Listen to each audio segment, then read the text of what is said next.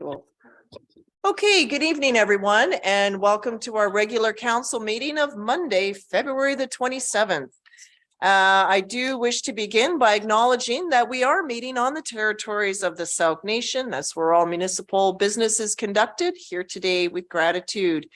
I also do wish to acknowledge that Councillor Dana Lajeunesse is attending digitally today. So Councillor, in the event that I forget that you're there, can you please just interrupt with a point of order should you need to speak on an agenda item? Okay. Will do. All right. And Councillor Pearson is not with us because he is on vacation. I know. So one of us has to do it, right? Okay. So on that note, members of council, I'd like to look for a motion to approve today's agenda to be the agenda for February 27th, regular meeting be adopted as amended with the addition of the new business item, which is 9.1 Soo potholes parking lot updates. Upgrades moved by Councillor St. Pierre and seconded by Councillor McMath. All those in favor?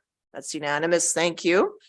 I'm just going to make some brief housekeeping comments. For those of you that are new to council chambers, you'll find public washrooms through this corridor here, down the hall to my left, your right. Members of council, please be certain to interrupt me so we could take a health break, because otherwise I forget to. So perhaps we'll target sometime around 8:15-ish for that. And also some folks have asked why I'm not doing chair's remarks, and I do intend to do that in upcoming meetings. We're waiting on I've kind of been waiting for the opportune time because we have a number of grant applications that are pending, which we're waiting to receive hopefully positive outcome to. We're waiting on provincial budgets to be finalized so we can get some updates on those items. And also we're well aware of a transfer coming to local government, which when we get the good news of what that looks like. So there's a lot of good things that are happening, but it's just a bit early to announce these things. So that'll hopefully come to us in March, where I'll give a more fulsome update. But at this time, thank you for listening to me. I'm just going to ask our CAO for an update, but he just stepped out of the room.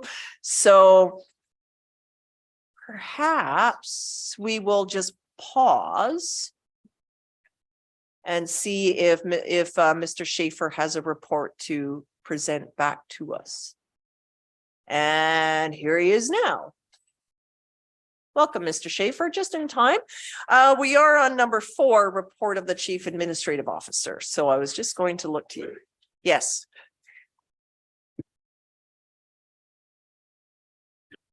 Thank you, Your Worship. There were a number of things that took place in the last couple of weeks. Our IT staff attended the 25th Annual Privacy and Security Conference in Vancouver, which was an extremely important conference for them to go to.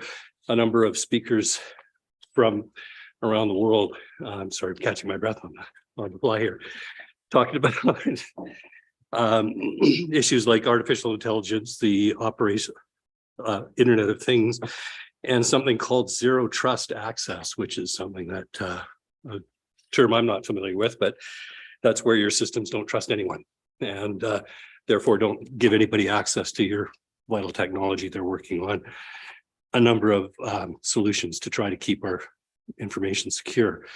They got presentations from Philippe Dufresne, who's the Privacy Commissioner of Canada, as well as a number of other privacy officers as well. IT's also launched the QuickTag app to reduce paper usage within our organization. It speeds up internal approvals, and it'll also streamline preparation for community grant and budget meetings as we go down the road. The fire department completed the hiring process for 2 new firefighters, full-time firefighters. They'll both start on April the 1st, and the much anticipated arrival of Deputy Chief Wayne Kennedy is Monday. So we'll finally be back up to speed there, or to full staff there as well. Planning department had several meetings with developers. I attended one of them on Friday to move certain projects forward and to set out parameters for better communication. And of course, there was the Copy for Council event this morning. I attended a good bit of that, and there were a number of people who had some pretty interesting observations to make for us. So That's my report, Your Worship. Okay, thank you very much, Mr. Schaefer. And for those of you in the audience, the district does maintain a lot of confidential and sensitive information from members of the public, which need to be kept safe because there's, you know, when it comes to even the information on your property tax form, your addresses, items that you put in for applications and the like, there's a lot of sensitive information that we need to keep safe.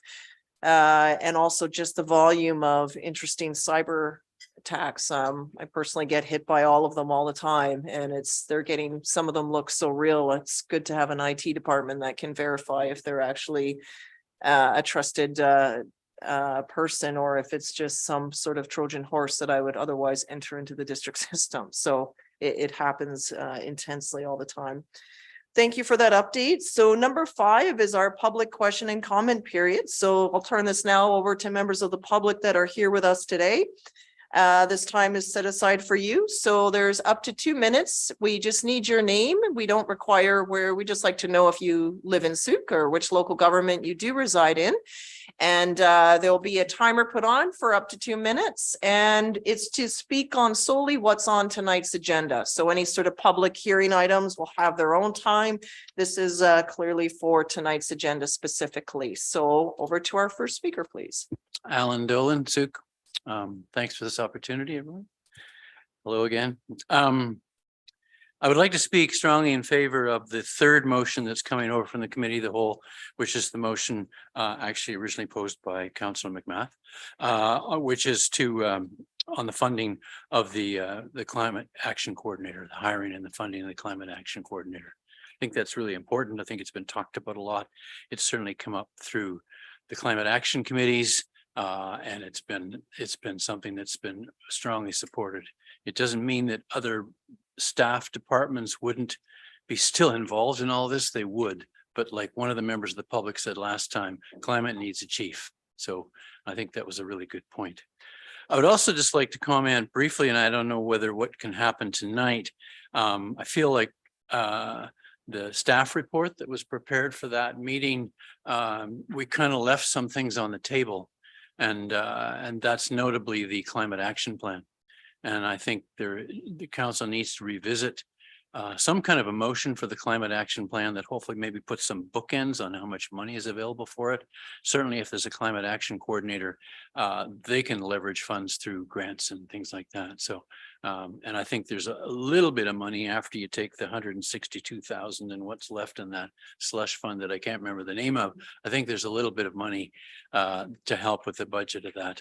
But I don't want to lose sight of that climate action plan, because to me, that just goes hand in hand with the climate action coordinator. Okay, thank you. Thank you very much, Mr. Dolan. Other speakers tonight? This is the only time on the agenda for public input. And if you could please just turn on the microphone and then we can all hear you. Thank you.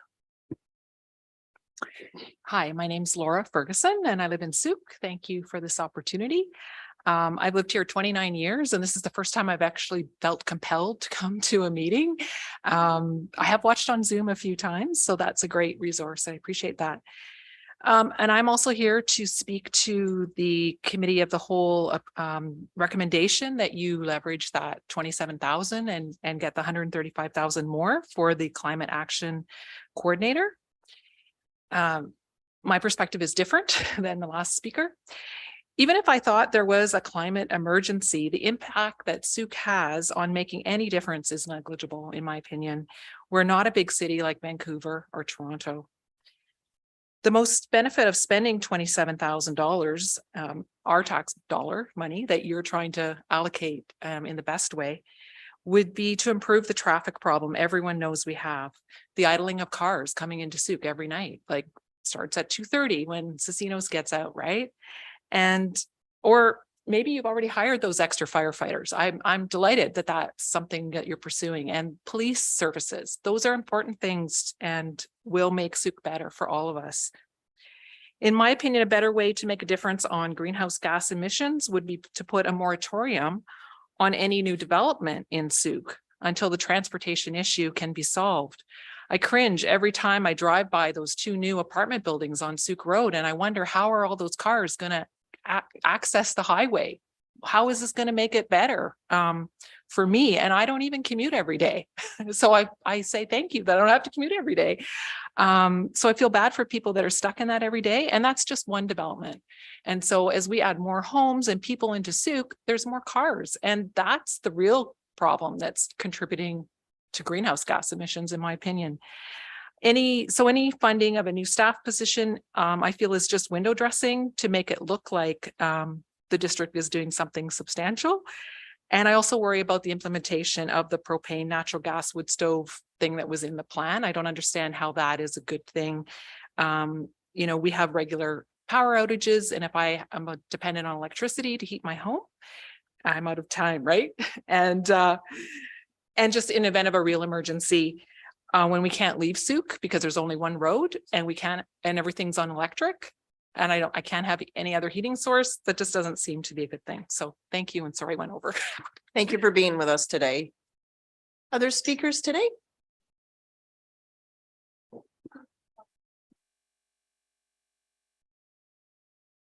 Oh, go ahead. It's okay. You go. Seriously, after you. No. No.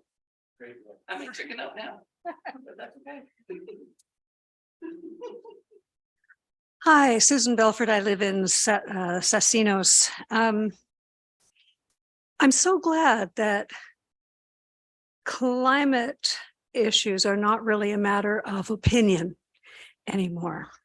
I think that the science is in. Even small places like Souk, if we are generating emissions, we are contributing to a global emergency. And so as citizens, as humans on the planet, we have a responsibility to participate in reducing those emissions in whatever ways we can. Certainly a moratorium on housing development might be one solution, but it's not what we're looking at today. I'm very supportive of the motion passed at last week's COW. I think it's clear to me anyway, and I think to most people, that the climate coordinator must work with all departments in order to have a whole of organization response to climate change. So being concerned that the climate coordinator will be holed away working on things that are unrelated to the functioning of Souk is not sensible in my mind.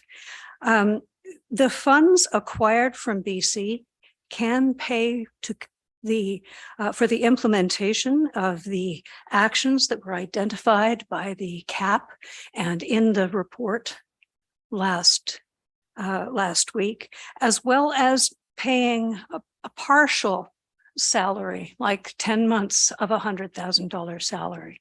So if this person started in May, we would be able to pay them $70,000. We would also be able to implement those items identified.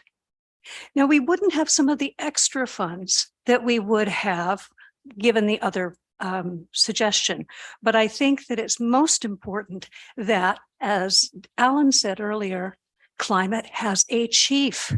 Thank you. Thank you very much. Other speakers?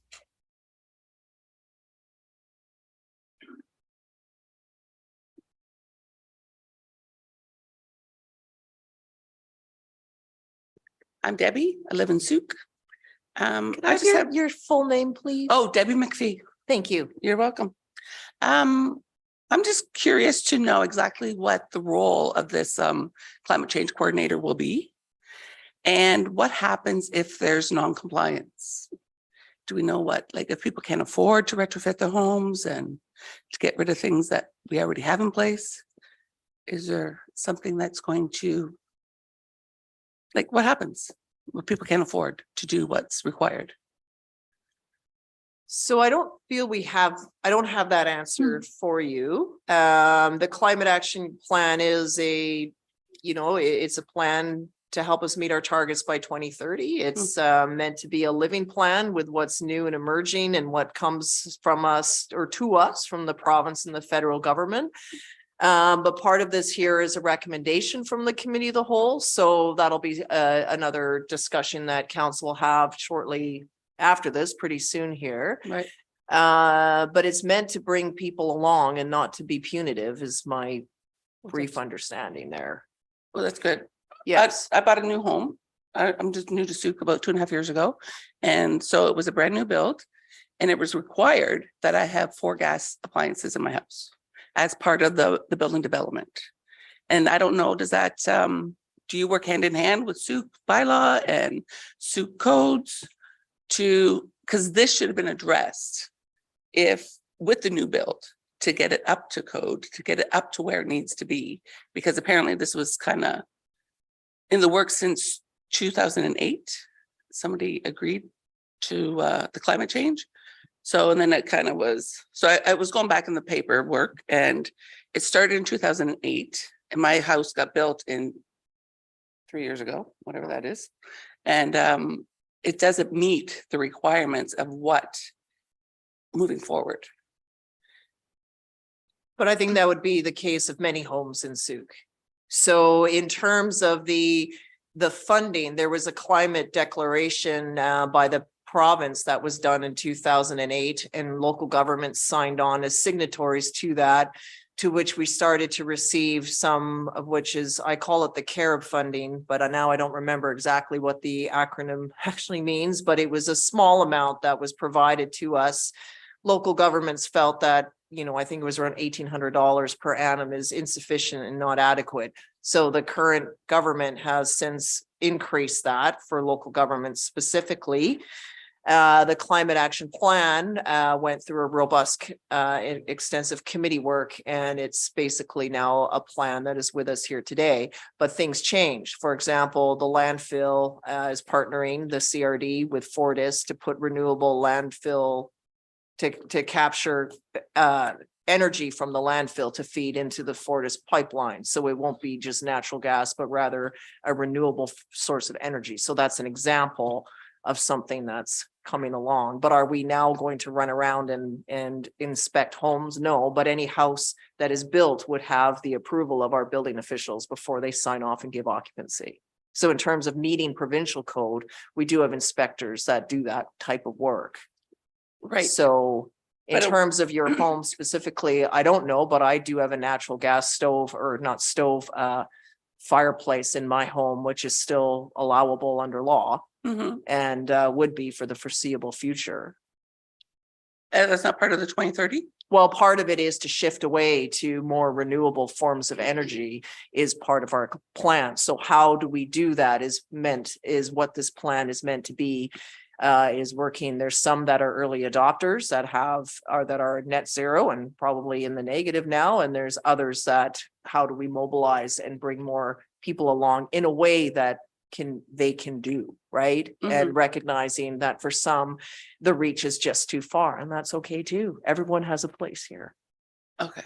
So you're not gonna be ripping out all my gas No, appliances. they don't have that type of work, but gradually over time, as technology evolves, like I'm sharing with the landfill, there will be we're hoping for other achievable forms that residents can meet, and also recognizing that in some cases they won't be able to, and that's fine too. Okay. But the climate plan is it's sort of not on our agenda for tonight, but I think it's important that we hear your concern on this. But no, we're not going to be hiring fleets of people to come around and then inspect homes Right. but just to show, here's some examples, here's some great rebates, here's some ideas. You know, the best place is children in our schools. They learn a lot of great things and they bring all those ideas home. So Right. that's a good place to start too. Right. Thank you Perfect. very much for being with us today. Thank you. Other speakers this evening?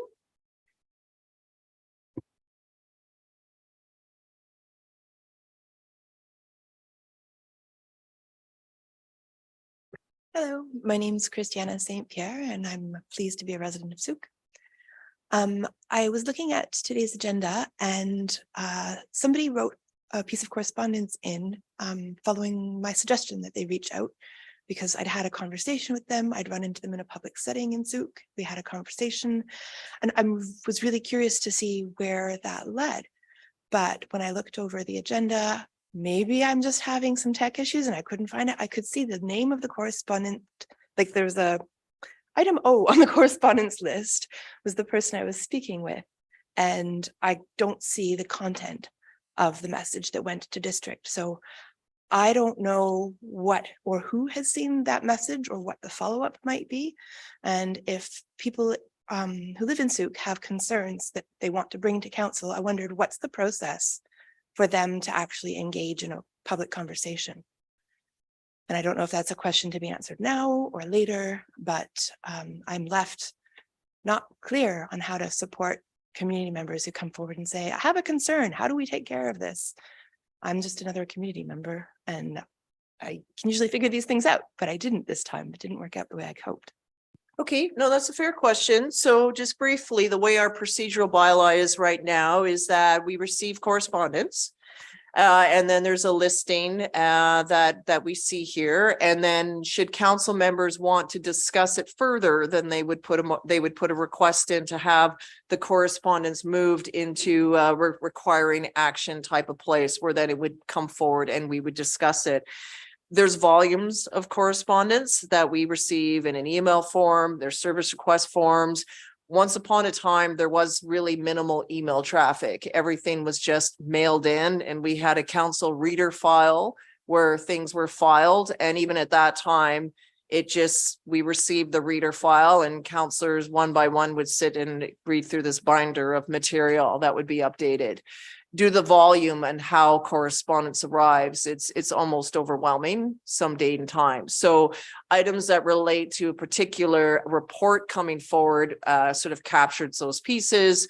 In this case, I think it's a point taken and something we can consider at a later date when we look to amend our procedural bylaw. But as it is right now, it comes to members of council, and should we wish to attract it, then it gets pulled, and it is on the individual members of council to pull it and to forward it. And sometimes we do that, and sometimes we get a lot of emails and it's hard to keep track of, but point well taken, and something we can take away with us.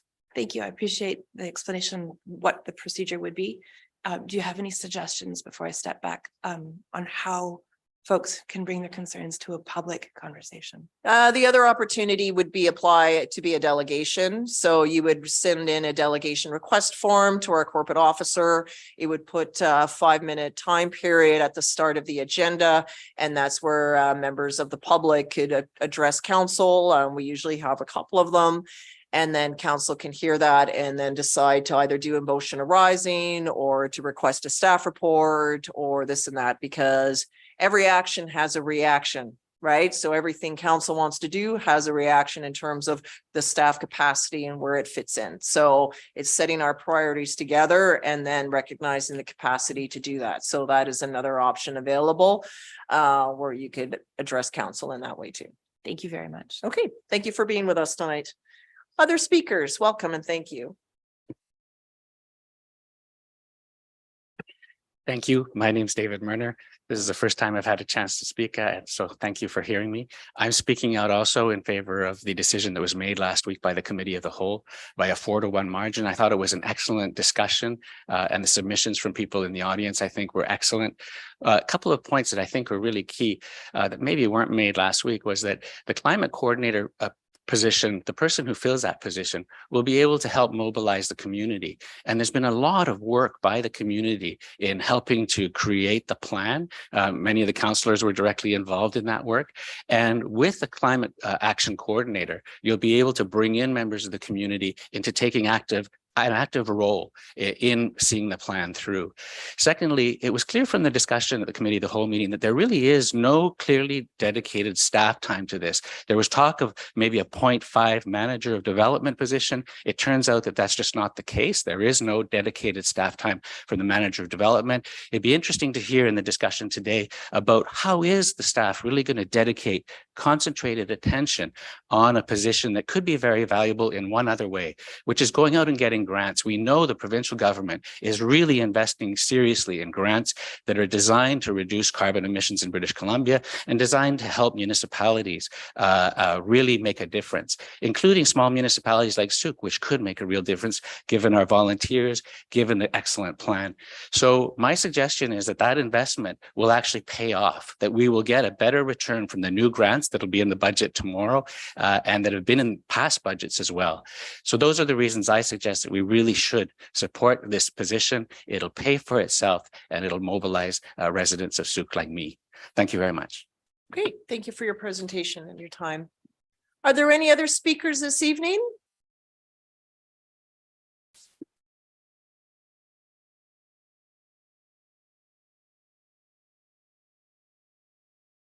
Nick Dickinson Wild, East Sooke. I'm also here to speak in favor of the climate action plan as discussed at the committee of the whole. I still don't think it is bold enough, but it is significant action that is now, and that's what we need. Thank you. Great. Thank you for your very succinct comments. Okay. And any other like final call for speakers this evening? Okay.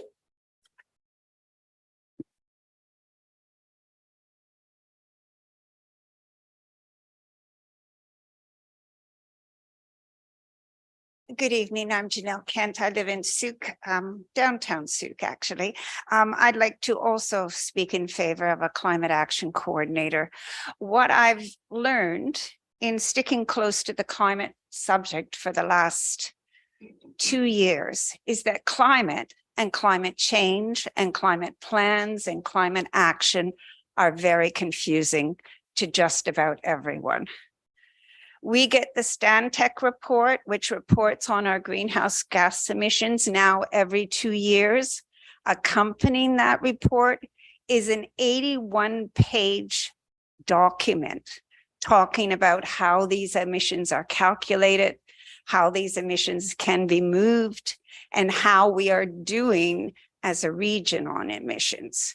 We know in Sooke that we are one of 5 communities in Greater Victoria that has seen our greenhouse gas emissions increase in the last 2 years rather than decrease. We're expecting another report this September from Stantec, and we're wondering and worrying already whether that report will again see more increases as our development increases. And that is certainly a conundrum that we have. Because of this confusion, because of our difficulty in engaging Sooke residents, I noticed that our climate videos have seen 150 views in 3 months. And so that is difficult to think that that will engage our community.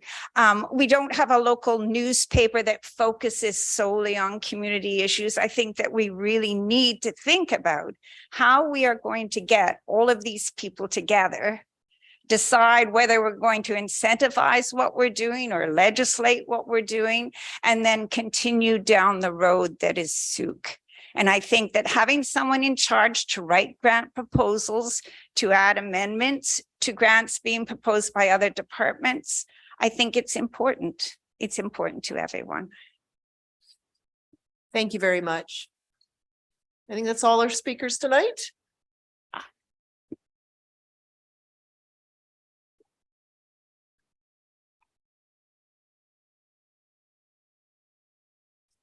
Susan Clark, Sooke.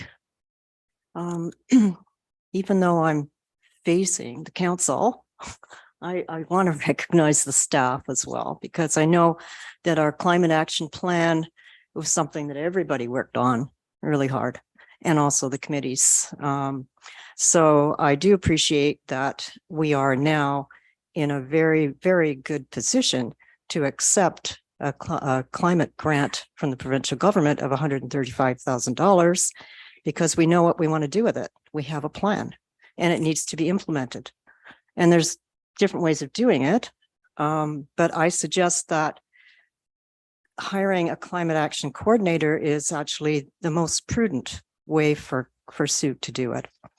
And I think it's prudent because it's going to save a lot of time for our staff, even though all the staff and all the departments will be following their LCR lens, and they'll be applying everything to the relevant parts that they're working on.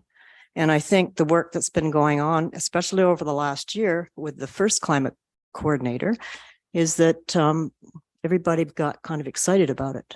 They're kind of excited to apply these new things and get the information that we need.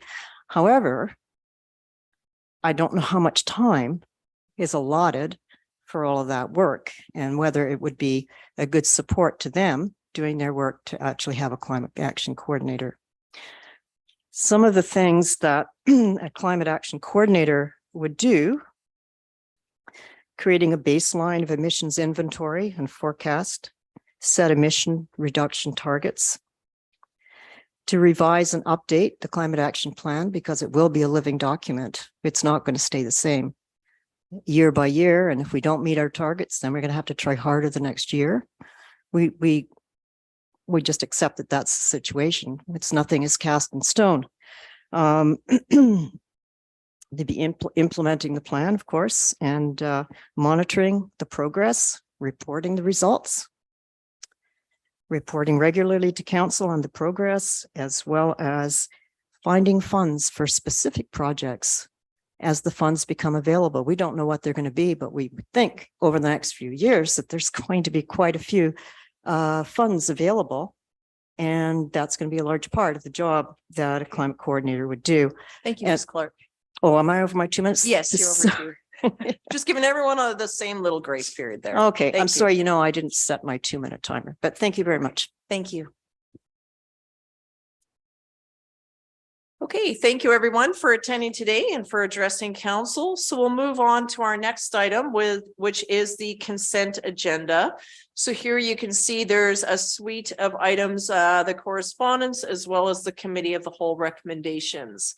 And so I'll look to Councillor Bateman. Yeah, so I'll start with the correspondence, and I'd like to withdraw for discussion at the next meeting, item O, which is Souk's participation in celebrations and acknowledgements. So item O will go to the next regular meeting. Thank you. I also want to acknowledge item U, which it was a correspondence from Souk Pickleball, Marilyn Erickson, regarding a grant, the Red Cross Co-op Community Spaces Grant, which the deadline is March 1st. And she wrote us last week sharing the existence of this grant, which can provide up to $100,000 annually. And she's recommending pickleball courts be utilized with that funding. I think it's great to have received it. Thank you, Ms. Erickson, for that information. However, I think the deadline's too tight, and there's no identified courts or Consideration for it's an annual grant, so Yeah, that can be so that's considered at a good. later year. Yeah. So just point that out to staff. Okay. Track that. Thank you. Okay, thank you. So the rest of the items, there's the O will come to the next regular and the rest remains on the consent agenda then. Okay, so for these positions, and my understanding, I missed the end of the last week cow, but for all of these, a few comments that I like to make is council as a whole hires one person, and that is the chief administrative officer. That is the one employee of council.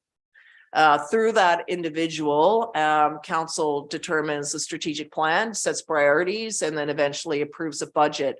So while we hear about what the dynamics of a climate coordinator are, or even in bylaw or planning and others, we get that as information, but it's our job as the governing body is to set a direction, and it's up to staff to then determine what the staff complement is and what particular job descriptions to go out. If council is then hiring employees, then we're in the weeds of the organization, which means nobody is governing or setting direction.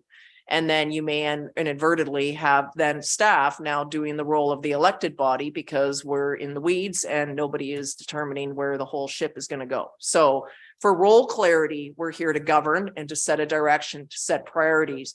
We hire a CAO who then we determine, all of council has the ability to determine who that individual is, our expectations, what the role is, and then they set the organizations, and here's what we need to fulfill the mandate of council, and these are the positions. So while many out there have sent me job descriptions or even wish to apply for the job, I'm not the person that's going to be hiring this individual, not the person that's going to be doing the background checks. That's all gets forwarded through to our staff, because that is not the role that I have, but we do have a role together to hire a CAO. So this is one person, and that is sort of consistent across the country in terms of the role of council.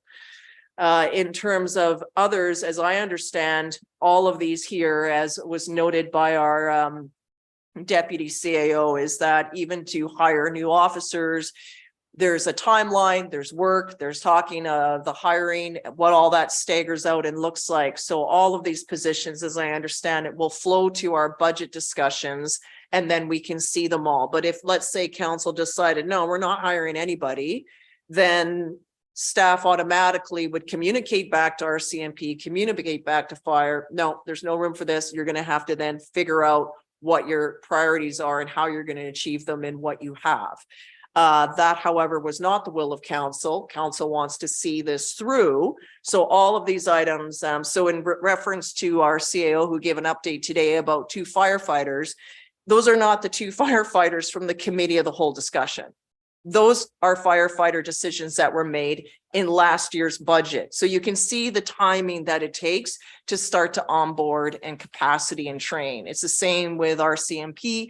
There's a whole process there on writing to E-Division, who's coming out of, where the transfers look like. There is a whole process behind that. And then the mechanics start to work here. So all of these pieces here, should council wish to endorse them tonight, these were all going to carry forward to a budget discussion where we can see all of the positioning, because we're also mindful that it's a really tough time in our community right now, with the cost of living, with the cost of groceries, the cost of fuel, the cost of heating, the cost of everything, the cost of childcare, school supplies, everything. We want to see it in its entirety. But in order for staff to be able to put all that heavy work behind the budget, they needed a direction from council. So this won't automatically tomorrow lead to a job description.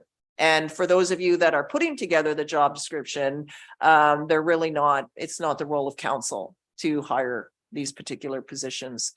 Maybe I'll ask Mr. Schaefer if there's any more comments that you would like to make also in addition to the hiring process here. Not really, Your Worship. Thank you for clarifying the firefighter issue. I think it's important that people know that we have, there's a division of responsibility between council's setting of policy and staff's operationalization of it, if that's even a word. So we would, it would be completely inappropriate for a member of staff to say to council, you have to vote this way. We make suggestions and recommendations, and council then takes them into consideration as part of the deliberations, and includes all of the other information that council gets from members of the public.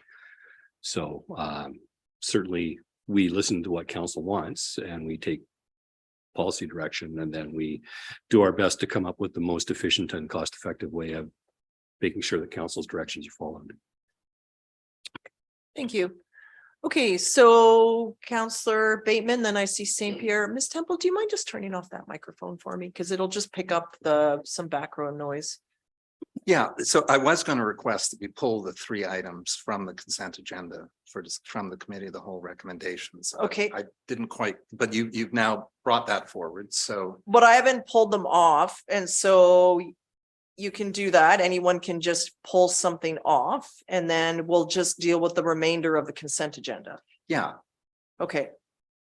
So that'll be items 1, 2, and 3. Well, actually, the committee of the whole recommendations, Yeah. actually. And just to get, for me, I'm pulling that just so that I can get clarity about how this will come forward in the budget discussions and what that timeline looks like. Okay. So through you to you. Okay, just you can just say that you're pulling them off. So the Yeah. committee 6.2 is coming off, and the rest of the consent agenda would remain. So I'm going to ask council if there's any other items to come off the consent agenda. You're basically left with the correspondence block. one item will come to the regular council meeting. Okay, so then that would be that item 6.1 be adopted by general consent. The rest would be as per this on the screen, the correspondence 8 to 14th be received and filed, and item O will be pulled for discussion for the next regular meeting. So do we have a mover for that? Moved by Councillor St. Pierre and seconded by Councillor Bateman. All those in favor? That's unanimous. Thank you. Okay, so that deals with that piece. And now we have the committee of the whole recommendations here. So again, can you reframe your question, Councillor Bateman? Just turn your microphone back on again. Okay, it's back on. And to you, these three items, as you've stated earlier, will be coming up during the budget discussion. And I would like some clarity on the timeline for that budget discussion. This will be happening in March, I understand. We have our first, we've had to call 2 special meetings for the budget in particular. And the first one, I believe, is March the 17th at 9 in the morning on a Friday. So that'll be the first meeting. And then the section 1 will be on March the 21st at 1 o'clock. And then we'll see where we end up at that time. We might not need the second meeting. So what this basically is doing here is I think in this regard is there's been some confusion as to, are we hiring a climate coordinator tomorrow? Or are we going to put it forward to the budget so we can see it in its entirety? And I would recommend that so we can see the budget in its entirety and also get out of the weeds of hiring a position that we don't hire. Because we're here to govern, not to do the work of the administration. Other questions? Councillor St. Pierre. I had significant concerns over what the staff recommendations were because I felt like they were actually acting to operationalize the climate action plan that was brought forward by the community, make the 7% solution happen. And I had questions for staff with regards to if we were to hire a climate action coordinator, will we still be able to move forward on the recommendations that would move the climate action plan forward? And is this a budget discussion or is this the right time? I think if we have an answer to that question, we can have that answered. Over to our deputy CAO. To your worship. So in regards to the climate action resolution specifically, you're correct, Councillor St. Pierre, that the money, the $162,000 was going to be spent on those recommendations included in the CAL report. If now up to potentially $100,000 of that will be reallocated towards staffing, then there'll only be the 62,000 left to do a skinnier down version of what those resolutions were left. Staff would have to kind of reconvene and determine which out of the remaining resolutions we were planning on trying to tackle this year could be doable with the funds that are left. As well, because with the climate action funding, it ends March 30. All the funds have to be spent by March 31st, 2025. This isn't something like COVID where it can sit in this reserve fund for years to come and we can slowly draw down on it. These funds have to be spent. So what you would see in budget, to kind of segue slightly into Councillor Bateman's, I think, question, is in 2025, there will be a tax increase presented to council to fund this position going forward because it's temporary funding right now, as well as if this position is going to need an operating budget to do any of the other recommendations outside of the larger big capital projects. The transportation ones obviously will come under the capital budget.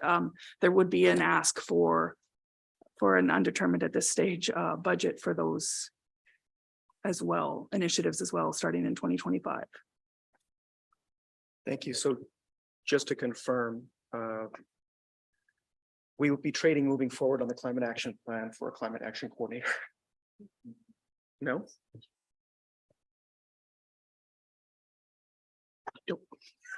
So we're hearing different things Trying to here. get some clarity here, because it sounds like we're spending the budget that we have available to move forward on the climate action plan for a climate action coordinator that would have no resources to move forward on the climate action plan. To your worship. So currently there would be 162 that if the district contributes 27,000. For 2022, it actually started in 2022, so we're already a year behind in theory, because we got the first payment in 2022 here. There is $162,000 available for those 3 years. That was the budget that was going to be allocated towards these climate action plans and initiatives, knowing, of course, to do the whole plan, to do all the roads, we would need, tens of millions of dollars to do every road in Souk that we need to do.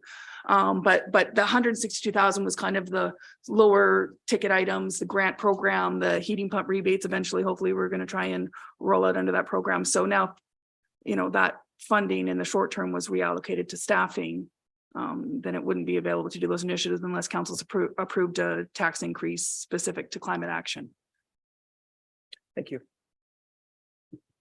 Other questions? Councillor McMath.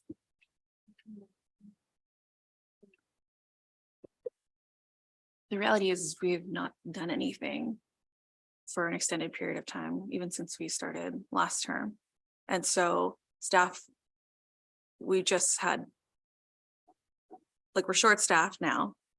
Staff can't fulfill their current work obligations.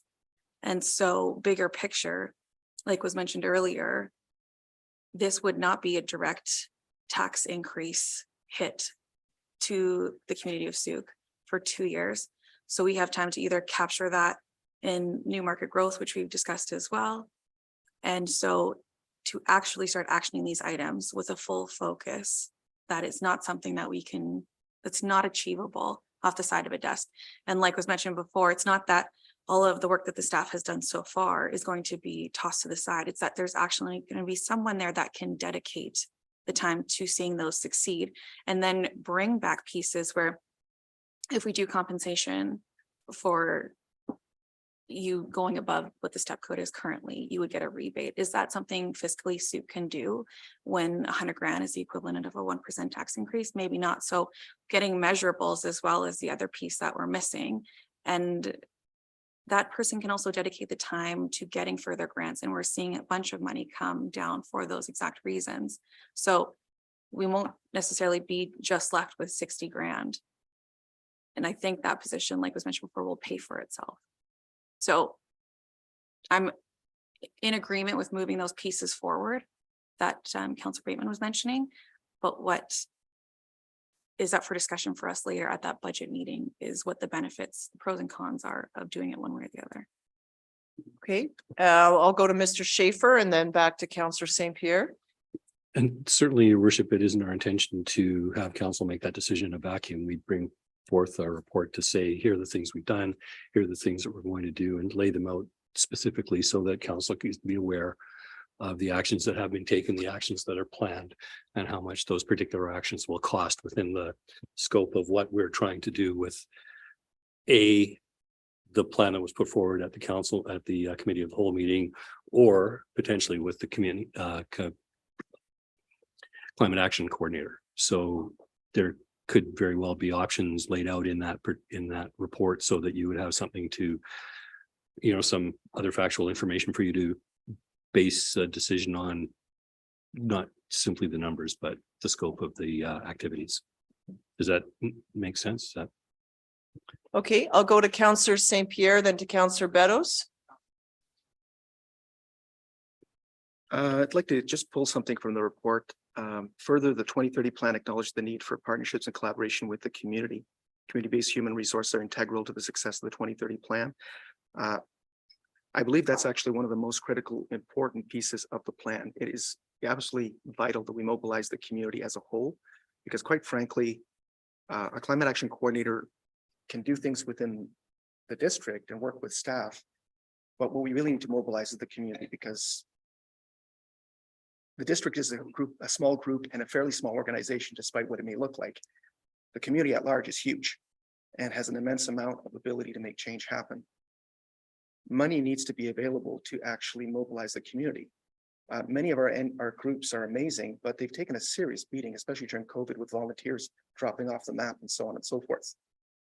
I believe that some of our groups could actually make amazingly good use of a service agreement that would provide them with a coordinator that could work with the district, potentially with staff that's already in place, to actually make all of this happen.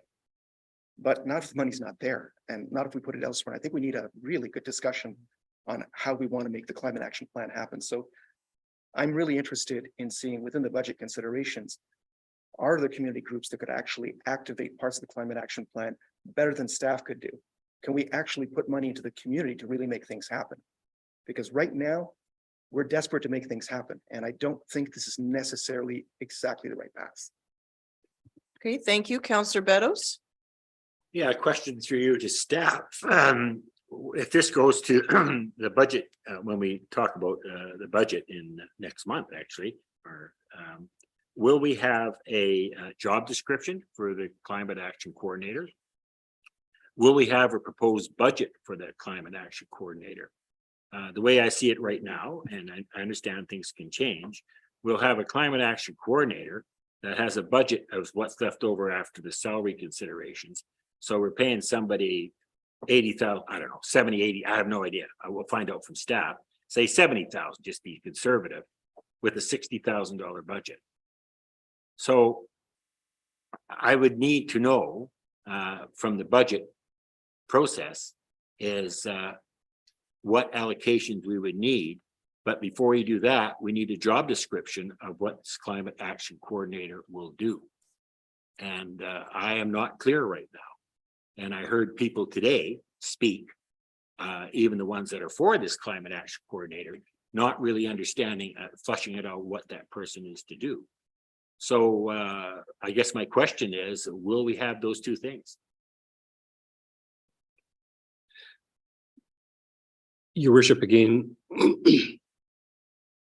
establishment of a job description would, I mean, putting together a job description is not something that we will spend a lot of time on unless council tells us that this is what your priority, or if this is a recommendation of staff to bring forward. We will, if we, as staff, assuming that we're going to recommend to council that that particular position be hired. I don't know that we're going to have a job description for you in 2 weeks. There are apparently a number of people who have job descriptions for that particular position ready-made to email to the mayor, as she said earlier on. But whether or not those are applicable to the district is a different matter. We could throw ourselves at putting that together between now and the 17th, but that would require us to reallocate resources from other, we only have one person in HR. So we'd have to figure that out. And again, I think it's something that if council directs us to make that hire, we will make sure that the correct person is hired, because that's what we do. We try to hire the best people that we can. I would be reluctant to bring forward a job description for council approval, because that is taking council out of the governance aspect into the operations aspect. That's supposed to be what your staff is doing for you. And I'm not trying to, I don't want to be argumentative, but I do want to say that there are, again, responsibilities. There's an hourglass of responsibilities. We do these things and you do these things. I'm happy with that explanation. Thank you. Okay. Okay, Councillor Bateman. Okay, so thank you. The decision council is making to some degree in this process is the Climate Action Committee's motion of July 2022 that the district hire a full-time climate action coordinator. And of course, I believe that's a decision for this council to make. And it's that, and I assume staff is awaiting direction on that decision. And I'm hoping we can make that decision on March 17th or at the subsequent meeting, whenever climate action comes up in the budget discussions. My challenge, as I said at the committee of the whole last week, was I don't see, I haven't, and I guess I have no right to see the manager of planning job description. given that that job description was to, I was assuming would be a 0.5 climate, a de facto climate action coordinator who, according to the staff report last week, would recognize and track and monitor and report through the FCM's Partners for Climate Protection 5 milestone program. And that does include the baseline that Ms. Clark referenced and implementation of the climate action plan. So, and secondly, that this master of the universe, coordinates staff in operationalizing the district's whole of organization LCR strategy. So those are two good things. It just it's difficult to determine whether we're better off with a climate action, full-time climate action coordinator or this manager of planning without knowing the job description. So question, similar to Councillor Beddoes, can we see a manager of planning / with a climate action component by the time of our budget discussions? But I think that gets back to what is our role here? Our role is to determine, here's our priorities and here's our expectations. It would be the same as we don't look at what the job description for a police constable is or a firefighter, for example. We just know that we have a service level and we have coverage that we want to meet, and this is how we obtain that coverage. So in this regard, I think it's the case of we're still formalizing what our strategic plan is. So I think that is the missing piece here, is we haven't yet been able to finalize that and rise and report on this. So what I'm looking for at budget time would be, we carry these forward to budget, and there would be two things. Number one, here was the staff recommendation in terms of a manager of planning and this funding, which could do this. Here's a climate coordinator, which would roughly cost X and could deliver on this. And then meanwhile, we need to formalize what our priorities are. And then we can, so it's just, for this budget, I almost feel, because we're waiting on, it's not that we're not doing anything. It's just in many ways, our funding partners are still processing our funding asks. And should we be successful, that's going to change everything, because even if it's our partners, so example, I'm drifting here. When the library got built, it's on our land, but we're not the ones building it. But it still required a lot of staff time to get the library across the finish line. There is still an impact on us. CPark and its expansion, again, it's CPark, another entity of us, not us here making this decision, commission elsewhere. But when they get going, it still unpacks our operations with development permits, access, service, all of these sorts of things. Similarly, the Sport Box, another partner doing work in our community, but it still impacts all of us. It still impacts all of the capacity that we have, as well as the development approval process that's going through, as well as the OCP. And so we need to decide as a council here, formalize our priorities. I sort of see it as this year is sort of a housekeeping budget year because we have so many irons in the fire. And then if we find out we don't get this grant, then we have to be, okay, how is this a priority still to advance this? In which case, how are we going to find that funding? How are we going to find that capacity if we weren't successful provincially or federally? Whose door do we knock on? Or does it fall down the priority list? But we have some roads that seriously need our attention that we're waiting for the outcome of. So all of this is going to shift things. So that's where I think it's the case of, for me anyway, I haven't seen a draft of the budget because I know staff are working on it, is we need to get sort of that housekeeping caretaker type of budget and then get all these other, hopefully get good outcomes that we can announce from our other partners. And then we have to lay them out in terms of how we're doing this. The Sport Box was 10 years to get that grant, 10 years to get the library. And we're sitting on our final push for healthcare.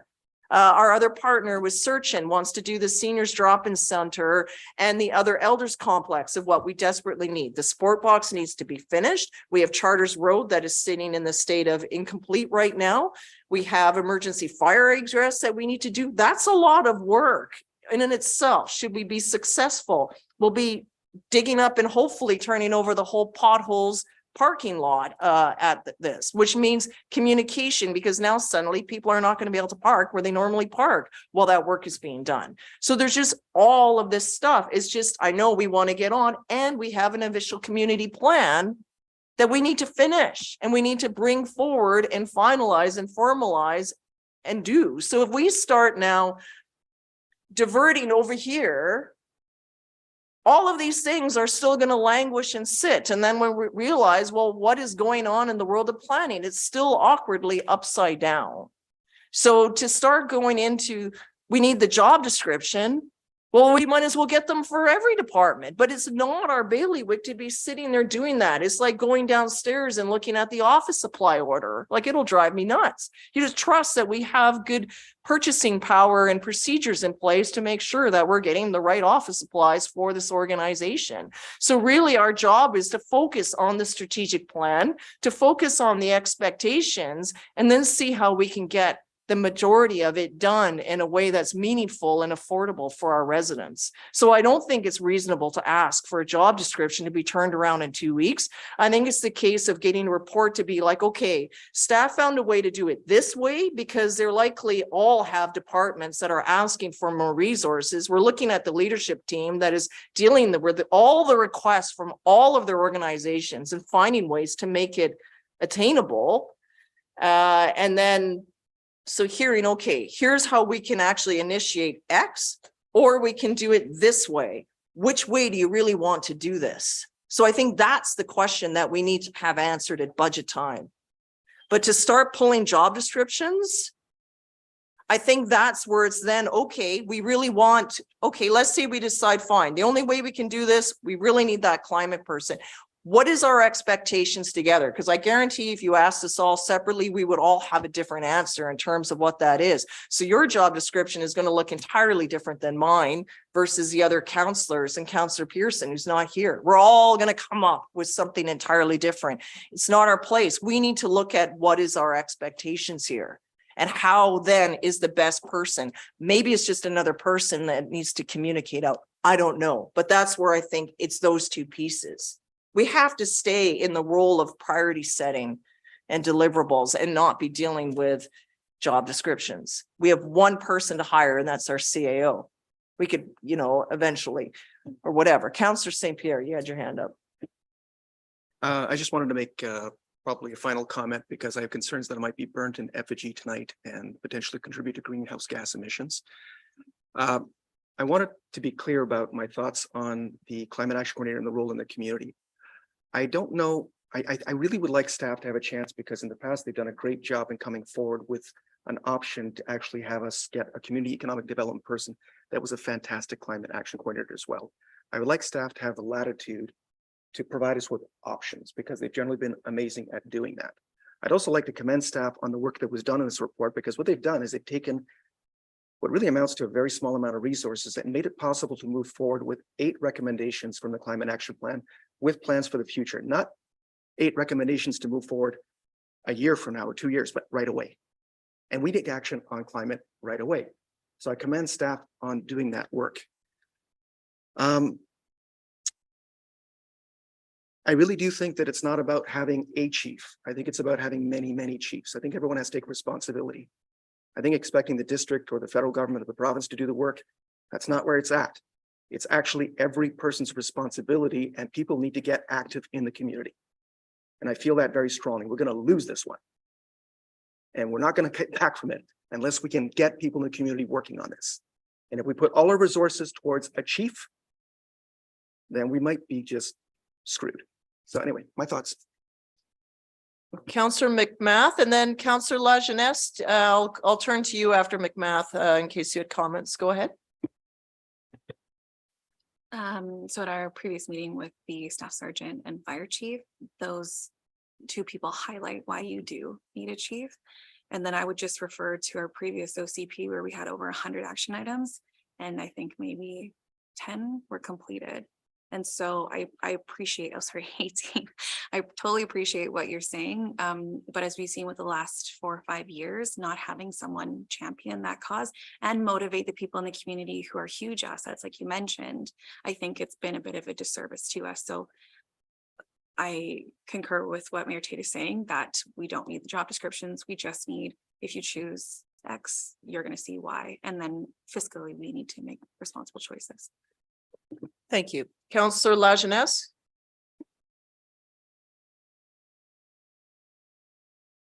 Yes, the staff report that staff gave us last week at the Committee of the Whole outlined a plan to achieve 8 deliverables from the Climate Action Plan with existing resources and with the addition of the planning manager, a position that's already been budgeted for. I think hiring an additional person at this time would be redundant and would just add another level of complexity to the administration with no benefit, no immediate benefit. And so I'm happy to support the 27K if it guarantees an additional 135K so that staff can action these items and get things moving. And it sounds to me like they already have a pretty well thought out plan as to how to make that happen without hiring an additional person. And so that's where I stand. Okay, thank you, Councillor Lajeunesse. So I'll turn to staff here, just a question here. So we have a block of the recommendations here from the Committee of the Whole. So if we move these to the budget discussion, do you need further direction from us in terms of, you know, what I mentioned in terms of, okay, so we had the staff under item 3, for example, you know, we have the recommendation that is here about a particular position, and then we have the staff recommendation. So are we going to get that type of report at budget, or what will come back to us with this? Just give, or do you need further direction here on that?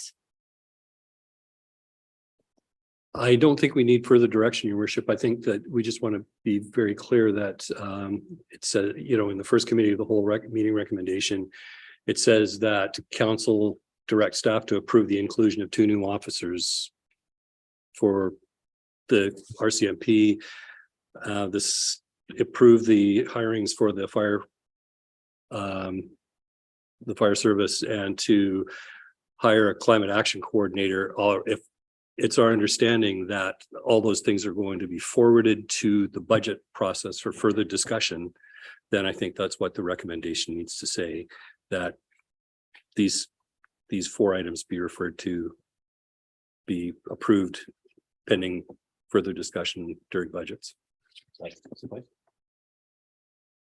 But I think council would like to see the implications under item 3 of the staff, what was proposed, this recommendation and how that would play out versus the staff recommendation and how that would play out, is to see that difference. I think that's important. It's great. Yeah, to your worship, exactly. That's what I was trying to say to Mr. Schaefer here.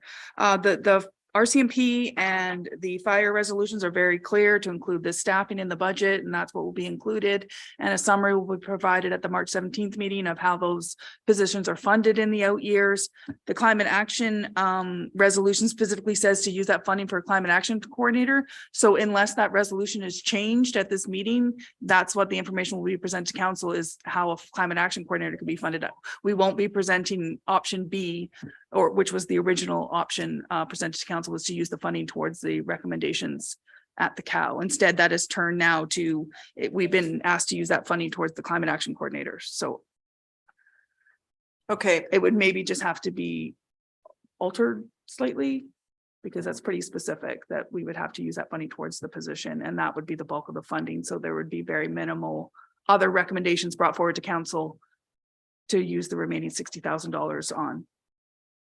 Okay. There would be 1 grant program a year, probably would be the only thing that would be left in the budget, because that position would also need office budget every year of at least $5,000, professional development budget. There's other just staffing costs that go along with hiring a position. There'd have to be capital budget for desks, computers, all of that fun stuff would have to be included as well and would eat away at the funds available for that position. So if council would like two options, I would suggest potentially changing that resolution to not be so specific, to just focus on the climate action coordinator. Okay, so there's nothing on the floor just yet. So what we'll do is they've all been pulled off for discussion. So we'll just do them all separately, starting with number one. So the first one is that council directs staff to improve the inclusion of 2 new officers in the 2024 budget, 2 new officers in 25 and 1 in the 26 budget of the 23 to 2027 5-year financial plan, and council directs staff to bring forward to council an amended future police cost reserve bylaw number 653 that includes an update to section 4A that requires traffic fine revenue to be deposited into the reserve fund with no expiry date. So we'll look for a mover, please. 652, 653. 962. I don't have my glasses on. It's as it's stated, 652. Moved by Councillor Bateman, seconded by Councillor McMath. Okay, all those in favor? That's unanimous. I'm trusting we have the right bylaw number in there. Number 2, that council endorse the implementation of the firefighter staffing recommendations for the fire master plan and improve a 4-year staffing strategy for inclusion in the 23 to 27 5-year financial plan. Moved by Councillor McMath and seconded by Councillor Lajeunesse. All those in favor? It's unanimous. Thank you. And then on this one, I think we could do that council direct staff to provide 2 options for consideration at the budget discussions. One would be the funding of 27,000 to leverage the 135,000 in funding through the provincial local government climate action program funding, and 2, the staff recommendation from the committee of the whole.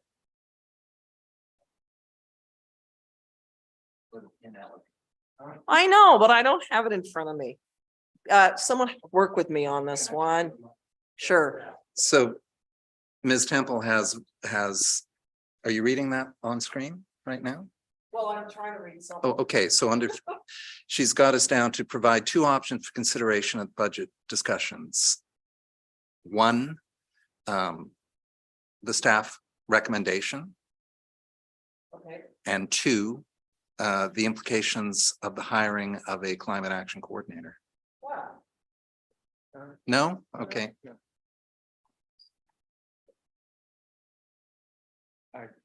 Friendly amendment, I would suggest. The funding was the same either way, like as right. So the first part of that actually can stay because that is, yeah. This and the inclement, sorry. Number 1 would be the staff recommendation, or 2, the hiring of a, I don't think you need implications there. It would just be hiring a climate action coordinator, the staff recommendation, or the hiring of a climate action. And then after the period, just put comma.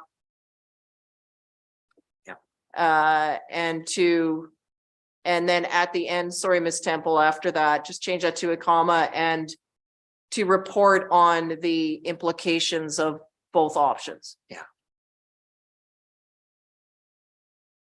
So then there's one option, because I think we're reading these different. So in some regards, some feel we would get more with a dedicated person. Others would argue that we actually would get less. And by doing it, building on internal resources, it leaves more money to pursue other things. So that's why I think it's just looking at either. Does that? If we all just have a look at that resolution. So there's 2 options here. I'll second it. Councillor Beddoes will move it and Councillor St. Pierre seconding it. So it's on the floor for discussion. So Councillor Beddoes, would you like to speak to it? Yeah. With the microphone on. Sorry. Yeah, there seems to be a lot of confusion, and I think when we look at it with the full budget implications and you know, what's coming up with all these other hires, then we can have enough information to make a decision. Yes. And I don't think we're at that point at the moment. Counselor St. Pierre is seconded. Yeah, I'm hoping that staff can provide clarity on the two options side by each. What do they actually mean? And I'm very much hoping that they can use their best of their creativity in terms of how we might achieve a climate action coordinator without actually giving up most of the climate action plan. Other comments? Counselor Bateman, your microphone's on. Would you Is like to it? speak? Okay, so I'll comment and state, yeah, I guess the climate action coordinator was first raised as an idea back in 2016. It came up in the first climate action committee under Councillor St. Pierre's watch. It certainly came up under my watch as a member of the appointee to that committee over 2021, 22. So yeah, another 2 weeks of waiting. Let's see what comes forward next. It's a long game. Counselor McMahon? I just also want to touch on that this group supported having a climate action committee, and the committee itself and other council members invested a significant amount of time, knowledge to that. And the number one request from that group is to have that coordinator position. And prior to that, this group by majority approved the climate action plan in principle. So by hiring that climate action coordinator, you're honoring that plan that in principle you approved. Counselor Lajeunesse, any comments? Okay. I actually have you all beat. So in 2010 or 2009 is when I first brought forward the idea of climate action. It was called the Green Team, and it was a team because it was to mobilize everyone and not just an individual. And and I remember sitting there going, well, who do we talk to about this? Well, it's everyone. It's every department, from fire to bylaw to building to everything. It's everyone. So that was in 2010. So fine for your 2016. But yes, we're still here. And we don't have this dedicated person, but I also believe there's tremendous work being done as an organization to shift and move this. It's just, I think we're busy. We don't often celebrate the work we're doing, pause for applause, or recognize the achievements that are done because we just move on to the next thing. Just saying, but it's 2010. So anyway, we didn't know what to call it then. So we called it the Green Team. Anyway, so enough on that. I'll call the question. All those in favor, please. That's unanimous. Thank you. Thank you everyone for coming out. So we will take a recess. Oh, thank you for that reminder. It is currently 8:17. So we'll be back at 8:27, 10 minutes, 10 minutes. Okay for everyone if you synchronize clocks, 8:27.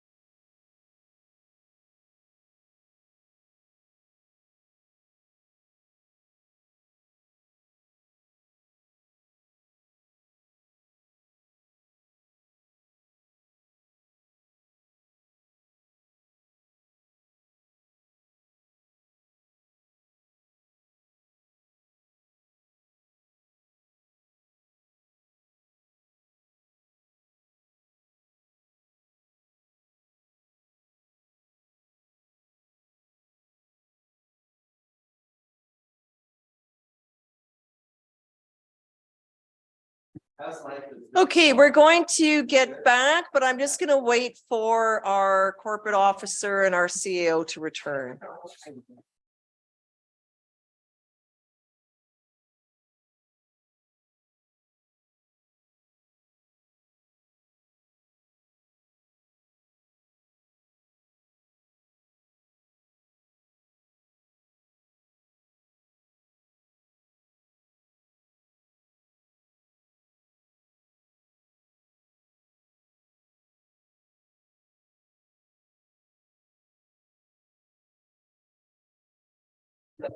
Okay, everyone, welcome back. Thank you for that recess. We're going to carry on now with item number 7.1, building permit process review. Over to Mr. Paulo. Thank you. So this report and the attached building permit process review is coming forward for information to council. Originally, this was discussed back in December of last year regarding the development approvals grant, and then subsequently on the previous regular council meeting on February 13th, during the report of the CAO, it was mentioned the number of steps that have been taken to date regarding development approvals grant, and that we would be returning tonight with this report now that's been finalized as of this month. So you'll see attached, it makes a number of recommendations, and in the staff report, you'll see in italics currently what actions are being taken or what have been planned to be taken for those items. I'll make mention that the pieces that we already have completed in terms of the development approvals grant was the Tempest software training and purchasing of digital review software, which we're currently using, as well the consultant review of subdivision and development standards bylaw 404 and consultant review of the development permit process, which is attached to this report, which focused on the Tempest land management database optimization. So throughout this, one thing I just want to remind council is that as we go forward, based on service level delivery, we want to make sure that as we're implementing this, that we can maintain application processing, answering inquiries and the like, while at the same time doing a lot of training. That's one of the key pieces with our Tempest software, is making sure, one, that we have hired staff on board, are able to train them, and then maintain that training as we introduce new modules. We are looking at having the consultant continue on with any appropriate module development. So that would be the added resource that we could still continue doing our in-house review of applications and still keep up to speed with these modules. So we're quite happy with that. And then lastly, we're going to use this in combination once the request for proposal goes out and we select the consultant to do the remainder of the development approvals grant. And that time we'll be able to engage with the building and development community to get their feedback as well and integrate that into the overall process. What I'm quite pleased to say is that we reached out to UBCM and they were quite helpful with granting us a 6-month extension.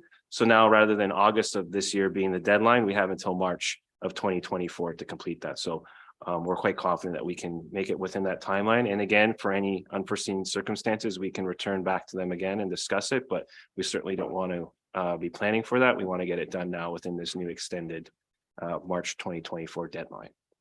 So that concludes my presentation. I'll answer any questions regarding the report. Thank you, Mr. Paulo. Questions, Councillor St. Pierre. First thing I'd like to comment on the report, and honestly, I was impressed with the amount of progress that can be made on improving the development process through Tempest. That was an eye opener. I need some clarification to make sure that it's actually as good as I think it is, because I'm not sure that I'm actually reading this exactly right. So one of the things I did read was that you're going to have checklists, and I think checklists are amazingly wonderful for this sort of thing. I'm curious, are they going to be more or less static as long as the rules don't change? So once someone comes forward to make use of this process, when they see a checklist, does that checklist morph when it goes to a new department or change on them, or is that the checklist they see and that's it? So the checklist will be dependent on the file type. So you can either create a general checklist, and a lot of times it can be very robust, and then depending on the file, it's not applicable. And so you're spending more time saying something's not applicable as opposed to developing a very specific checklist, depending on if it's a building permit for a commercial building versus a residential or whatever the task might be. So we want to optimize those checklists. So it's only those applicable tasks that we know are associated with reviewing that specific file. So if it's the building official, they're looking at their checklist. If it's say something related to fire, they're looking at their checklist, or if it's something related to environment, it's their checklist, as opposed to it just being a robust form to be completed.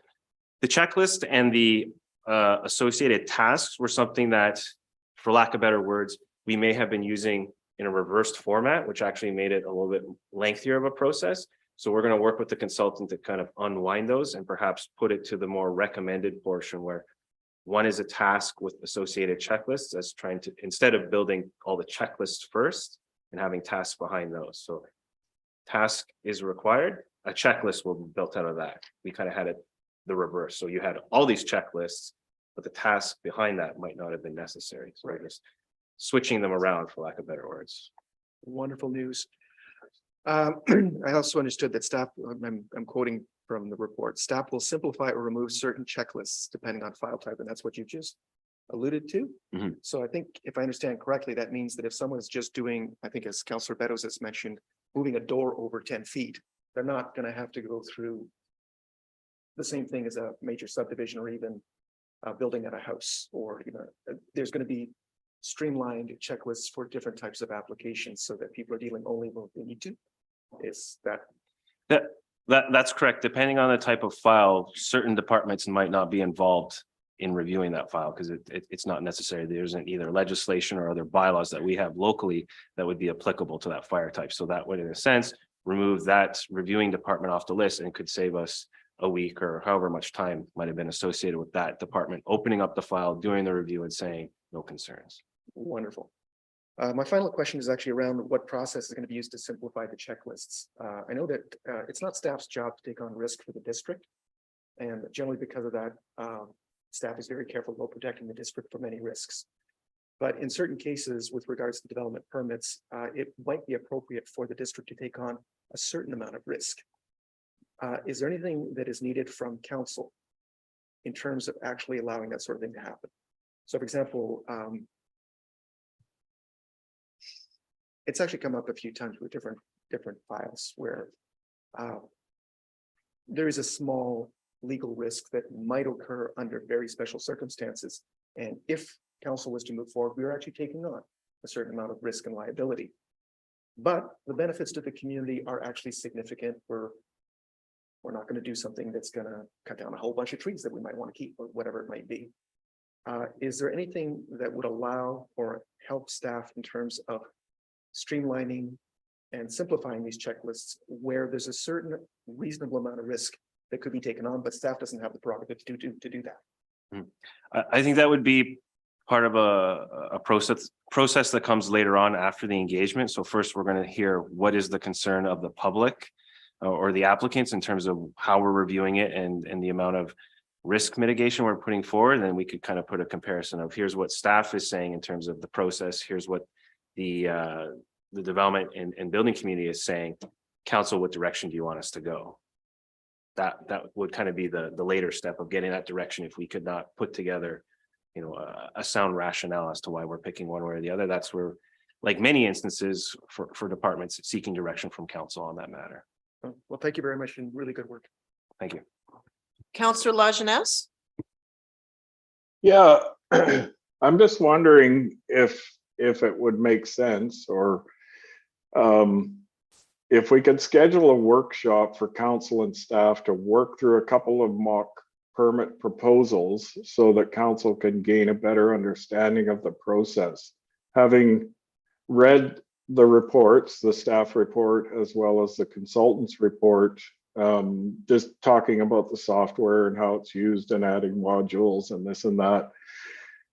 Reading through all that's a bit like reading a report on a description of what a banana tastes like. And so having some sort of direct involvement and maybe an open discussion about the process at the same time might be useful for council. I think it would be for me anyway.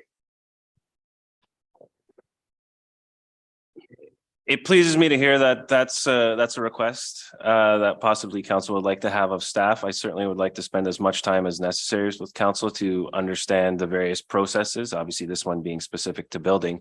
We're currently looking to try and schedule a consultant to come in and speak more to the kind of the legislative processes of planning and understanding, council's role, staff's role, the applicant, and just when these applications come forward to council, council has a better understanding of the work that's gone on into this review at the administrative level, and then your role as the approving authority, what you can and cannot do and requests that you make. Further to that, yes, if there's other items, I would be more than happy to schedule more orientation and training regarding some of those planning processes. Yeah, I think that would be a useful exercise for certainly for me. I can't speak for everyone, but I think it would be good for us to have a better understanding of how all the pieces fit together. Follow up, go ahead. Yes, just one last comment. Certainly one of the big pieces that we recognize is missing right now and is kind of redundant to create, knowing we're going through the development approvals process and we'd like our successful consultant to develop it, are those workflow charts. So once we establish what that process looks like moving forward, both from the internal review side as well as the applicant's responsibilities, we want to develop those easy to review flow charts that are a great illustration of start to finish, what does this application involve? That would, I think, would be another key piece, both for council, staff, and the applicant to understand what we're all getting involved with. Yeah, no, Excellent. that would be great, Mr. Paulo. I think it's just the timing of all things. So I think we would be looking into April, May, June-ish for this. Certainly not March, because the focus is budget and strategic planning for council, and then we'll look for other dates. It's just the timing of things. I do agree, because as I read this, it's like reading an instruction manual. Like, okay. For something that we don't know that much about.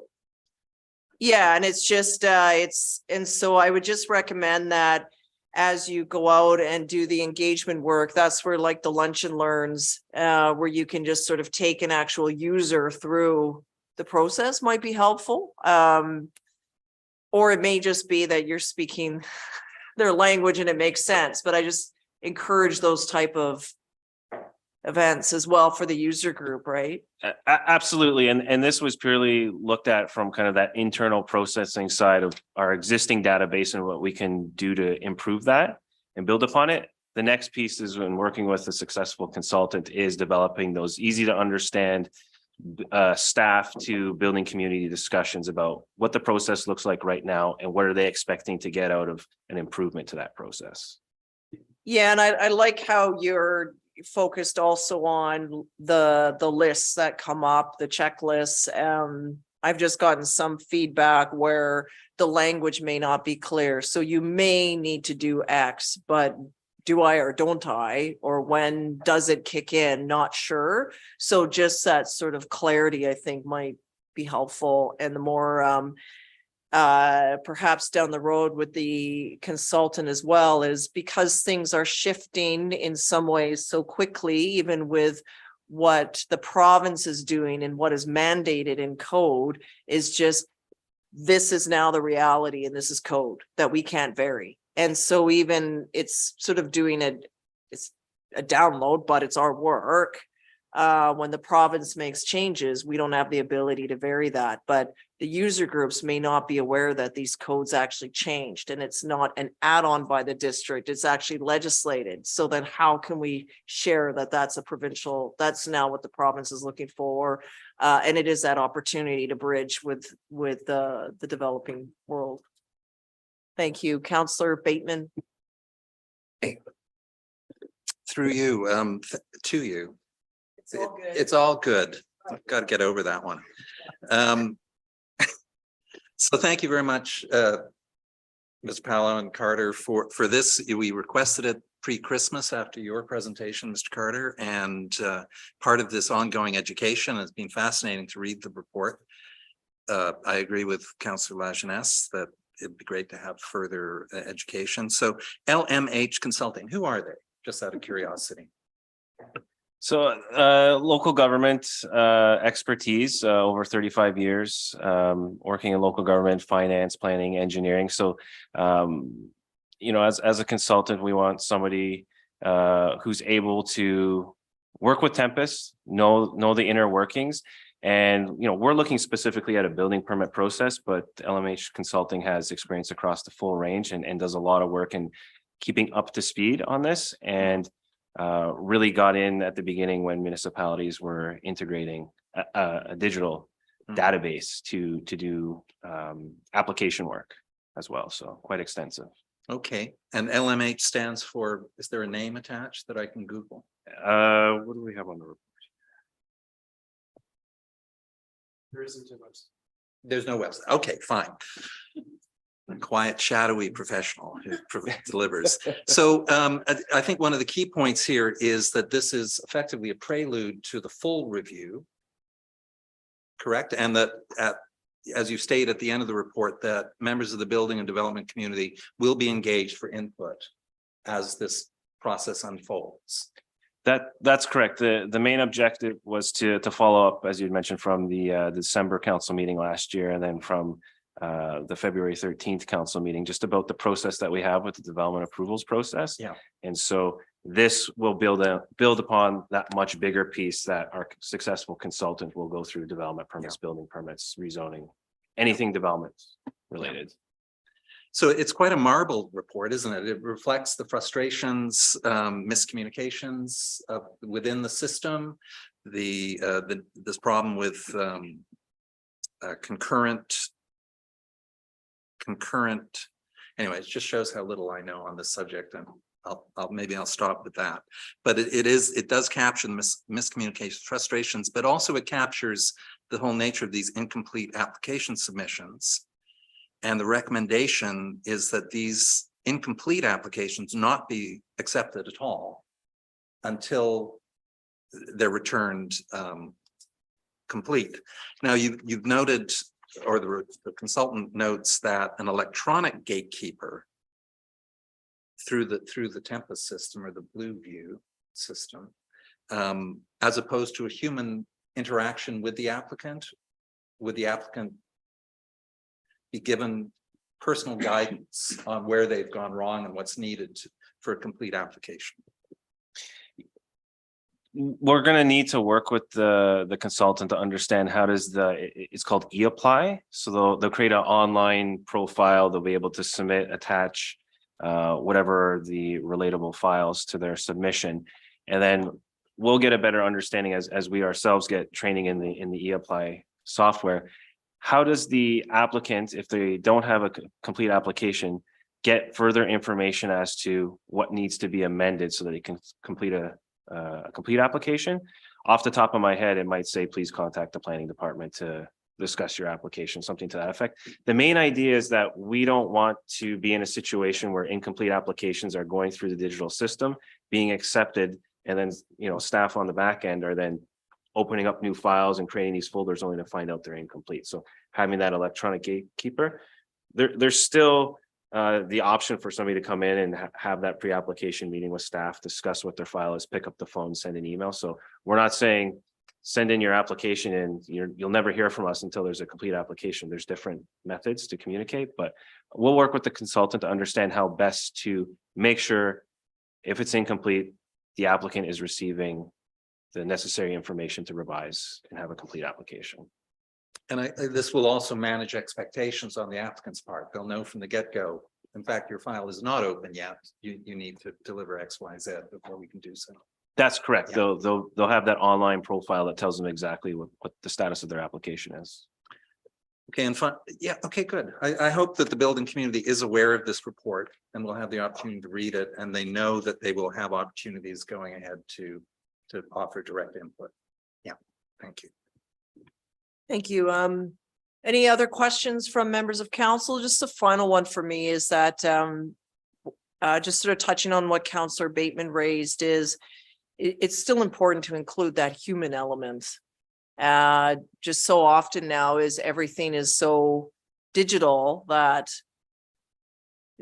there's still the human component sometimes that is missing, and it's always I think just in a community like ours where we are looking to build a complete community, but that requires our partners or the development community to be on board in terms of delivering the product that we're looking for. So it's just, for some, it'll be fine, you know, where they can just submit everything, scan, check, and off they go. But in other cases, just that service aspect that can really only be resolved through human contact is also very important. But I think in this way, it'll help advance it so that those that can reach out can, and then also the time of our staff complements is also utilized well in terms of moving other pieces, because you'll have others that are saying, well, why do I have to wait now, because I got all my stuff in and now we're bogged down, right? So it always helps just to have that. So I think it's important, just, yeah, the default is then you can get an appointment in and get that information. So it's just the all of that together. Okay. So on that note, just thinking recently of a passport application, right? Where it doesn't advance unless it's complete. But all you know is you get confirmation that it went by registered mail and you think it's complete. And then one day it magically shows up in the mail. But anyway, it's kind of a weird example because it just, the turnaround was faster than anything I thought with our recent passport application. But there's no contact. You can't talk to anybody. It's just, well, there it is. Okay. Guess it was complete application. All right. So the recommendation is that council receive the report titled Building Permit Process Review by LMH Consulting dated February 23rd for information. Moved by Councillor St. Pierre and seconded by Councillor Beddoes. Anything further from anyone? See none, all in favor, please. That's unanimous. Thank you.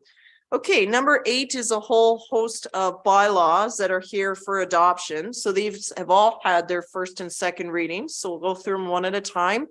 8.1 is that council adopt the bylaws cited as revenue anticipation borrowing bylaw number 842, 2022.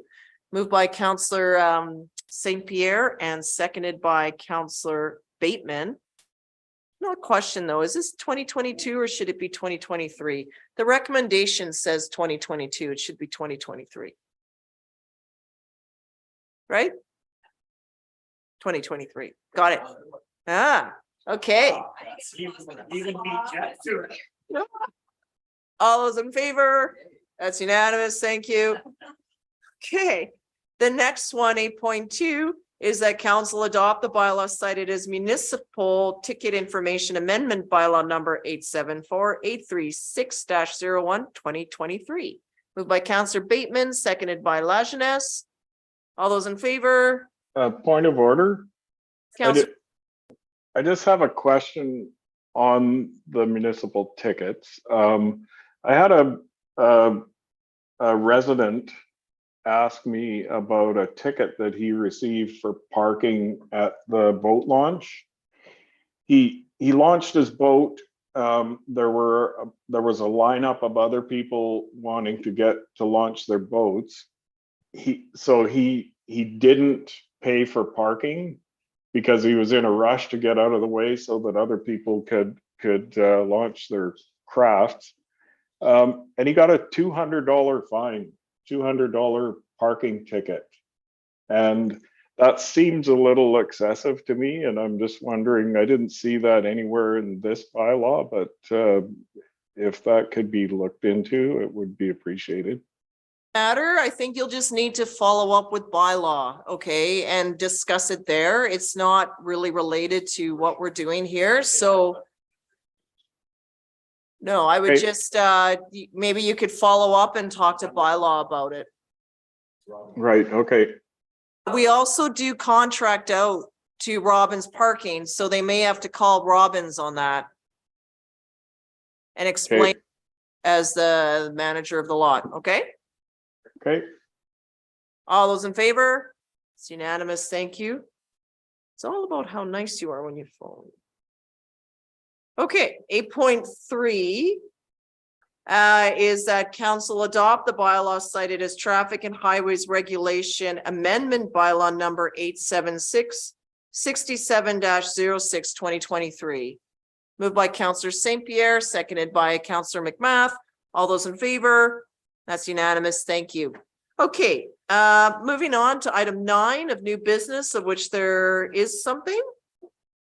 possibly, it's actually just a question that might become an item. Okay. I'm curious as to why the bylaws, which have already been reviewed and so on and so forth, in much the same way that the cow goes over, why are they not part of the consent agenda? Because I think procedurally, we have to do them, we have to adopt them one by one. But that's a good takeaway because we will be looking to update our procedural bylaws so we can see then if we can deal with them there. There may be a reason why. Yeah, I would like to know just because. Okay, Thank you. yeah, more to come. Okay, no new business then. Item 10 is correspondence. Oh, there is new business. We adopted it with the supplementals. Nice catch. So 7.2 is the Souk Potholes parking lot updates. Nice. Thank you, your worship. Through your worship to council on February 17th, the district closed the tenders for the Souk Potholes upgrade project. 3 proponents put in bids for the project, low bid at just over $335,000 and the high bid at $599,000. With the grant amount we received from CERIP funding, we received $353,000. Still with the low bid, we're at a shortfall of $50,000 to complete the project. So tonight we're looking for council support on 2 resolutions that council approve and award the Souk Potholes parking lot upgrades project to Global Pro Systems Incorporated for up to $335,376 excluding GST, and that council allocate $50,000 from the Canada Community Building Fund for the Souk Potholes parking lot upgrade in the 2023 budget. Okay, so question that I have is just when are we kicking off this work? When will they, substantially complete by May 21st. So you'll be going right away, pretty much, right? Will there be closures to the potholes or is there a way of working? Like, will traffic be able to flow up to the upper lots while this is happening? There will be minor disruptions and there might be some minor closures, but Ms. Hooper, our parks manager, will work in conjunction with Ms. Moog to communicate anything to the public in advance.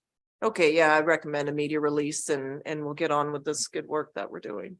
Okay, questions about this? So the recommendation, yep, Ms. Temple. I see that Councillor Lejeunesse. Councillor Lejeunesse, thank you. Yeah, I'm just curious about how this contractor was chosen. Was it solely because of the price? And the reason I'm asking is that a few years ago, there were some upgrades to Souk River Road, not far from the potholes, where the lowest bidder was selected and the work that was performed actually did nothing to mitigate the flooding that was happening there, and that was kind of the reason for the upgrade. So yeah, I'm just wondering if this is going to end up being a maintenance issue in a year or two, or if the work is going to be completed satisfactorily. Yeah, through your worship to Councillor Lajeunesse, tender prices are usually, or tender awards are usually stipulated on price unless a qualified contractor, there's reason to disqualify that contractor from the bidding process. Everything's been designed by an engineer consultant.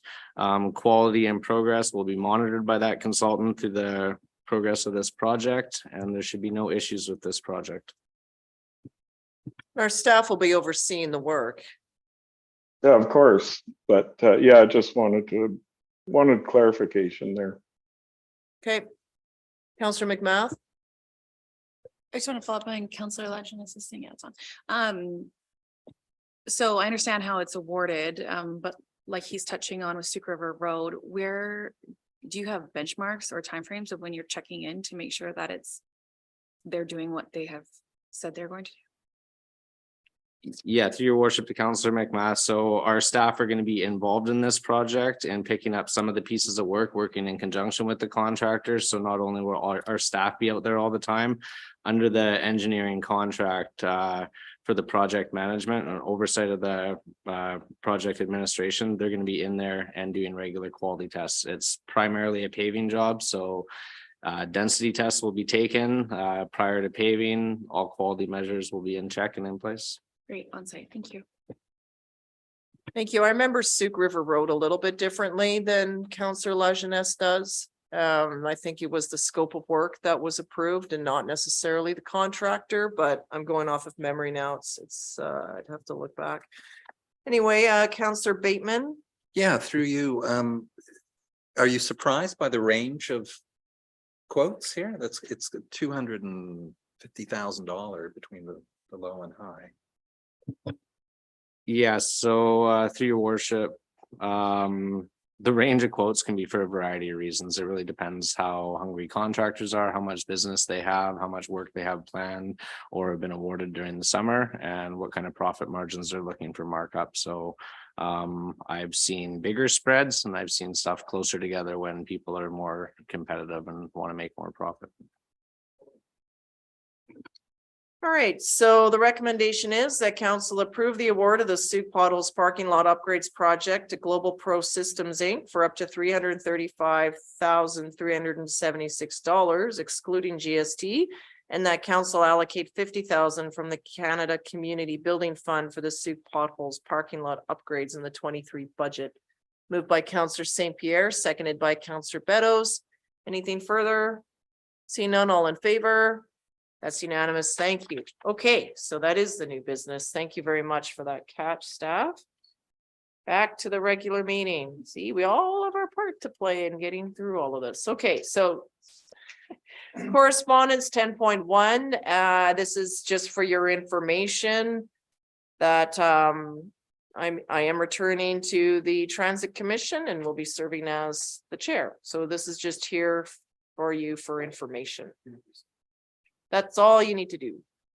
So motion to receive by Councillor St. Pierre, seconded by Councillor McMath. I'll also just share that it's directly, the minister directly appoints individuals. And so this came up in a previous time with council where members of council were a bit disappointed that and thought that I'd taken the spot, but it's not my decision. So for those of you that may have wanted to serve on the Transit Commission, it is solely the discretion of the Minister of Transportation. It's not for me to shift. Otherwise, they would move to a different community. So just so you know. All right. Okay. All in favor? Oh, Can I ask a question? Sure. Congratulations on that appointment. And can you share any of your priorities for the year ahead? Orientation is tomorrow. Okay.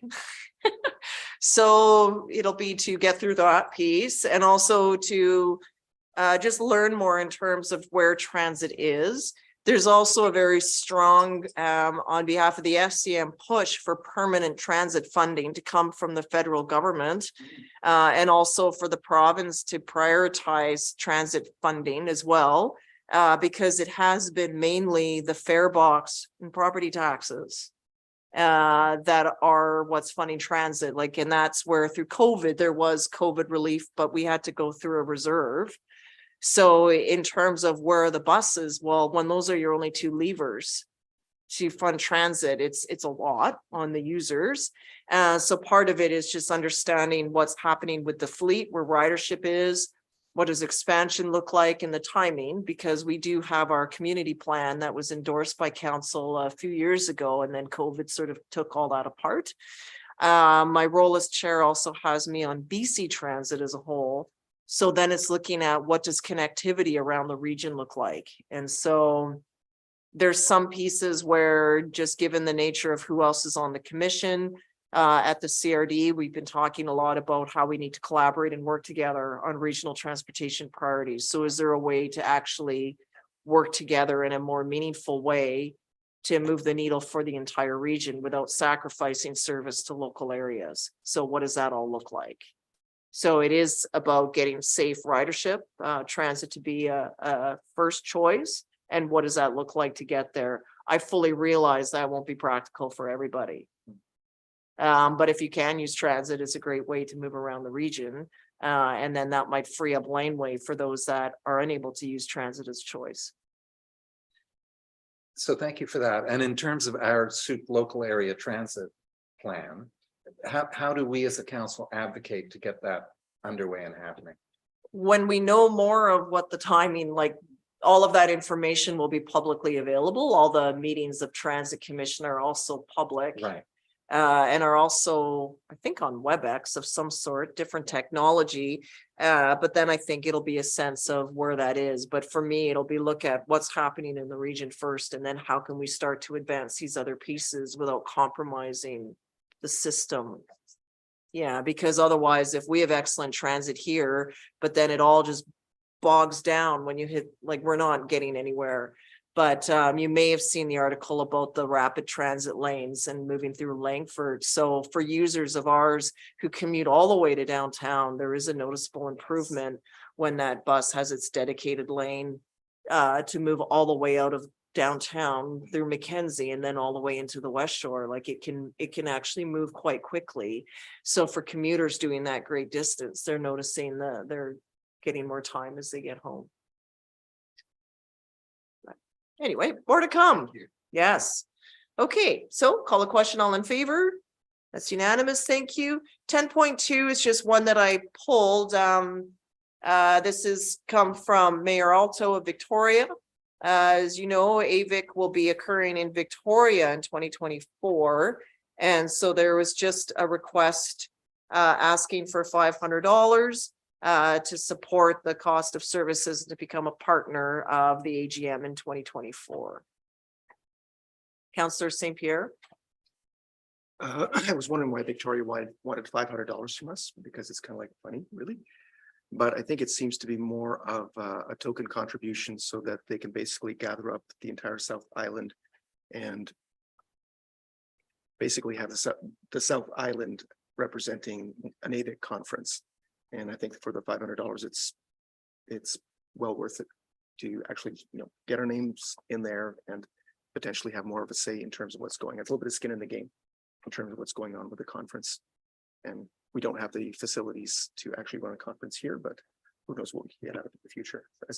We actually hosted AVIC in 2012. Yeah, but it's got a lot But bigger. it was tight. So this was when the Prestige was early and opened. And we had the partnership agreement in place where there was access to the rooms and all that. They just fit the numbers in there. So this also involved a large tent in the courtyard area. But like the courtyard is all very different now. If you go down there, so they were able, but it was tight. And now I think just with the uptick again, the hotels are like, it's just the space, and the Prestige is so busy now. So that's our challenge now, is that it was great that we hosted it then. I think we'll need another hotel before we can host it again. There's not enough rooms. And then even for us who were elected, thankfully there was a shuttle bus to catch because there was nowhere to park. It was great to host it, but it was tough at the same time. Yeah.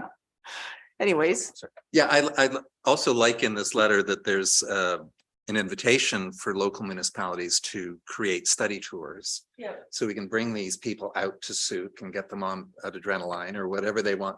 There's all sorts, take them to the pub, any number of things, potholes.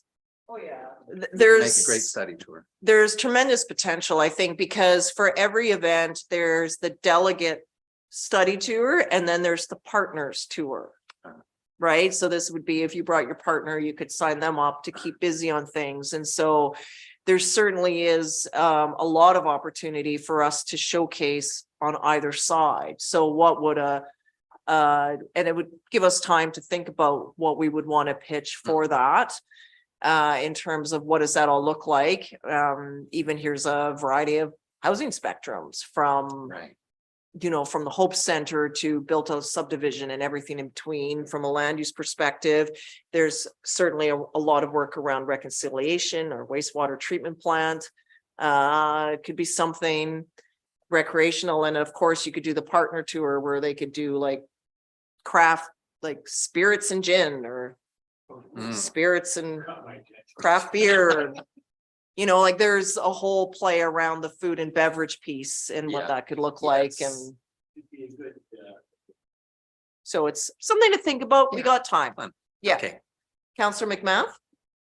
I just was curious if finance had a preference to where the funding came from.